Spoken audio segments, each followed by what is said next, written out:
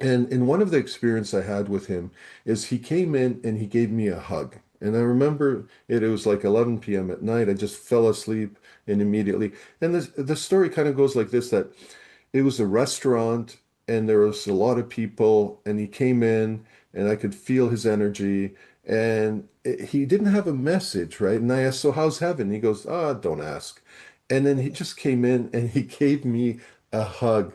And the feeling I got was like I could smell him. I could feel him. It was just like a hug, like a physical hug you would have with a loved one in this 3D world that we're living in. And I grew up, I was just bawling after that. And then he just kind of left. I woke up crying. And, my son heard me crying and he came in and go, what's going on? And I had this experience. So having had these experiences, I was on a kind of a mission to understand what was going on. How did this all happen? Am I going nuts, right? Like when I'm having these experiences? And so I started reading a lot and I approached my own priest. And having approached my priest, he mentioned immediately that, oh, that's not your dad, that's the devil. And, there's a thing called religious trauma of going into religious trauma or experiencing religious trauma. And that was like of an underlying moment in me that I could have gone that route of the religious trauma.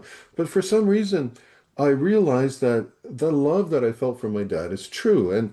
And when your dad, we all have a mother and father, regardless of kind of their love energy and or how much love they showed, each one of them has a specific, I call it a love frequency. Okay. So in a crowd, you will be able to uh, feel your dad or outline your dad, or what your dad's Huh. love is, and nobody else can explain it or share it or showcase it apart from, your loved one. And so I tried to explain this to my priest, and he's married, and I so said to him, well, like, what does your son's love feel like? And he explains it. And I go, what about your daughter's? He explains it. And then I go, what about your wife's? It's a different love. It's a romantic love too, right? He explains it. And then I threw the question to him. I go, what does Jesus's love feel like?